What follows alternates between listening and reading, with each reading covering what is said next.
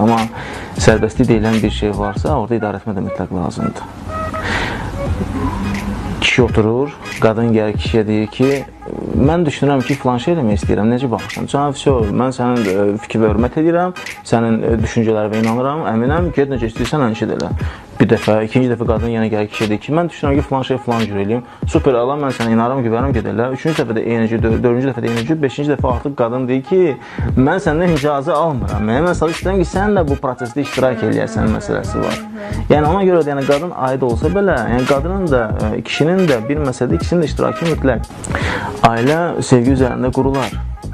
Amma 3 ildən, kimisi 3 ildir, kimisi 5 ildir. 3 ildən, 5 ildən sonra o emosiyalar ki, adiləşəndə insan artıq fikirləşir ki, nə əsas və nə səbəbdir ki, mən bu insanın yanında olmalıyam artıq.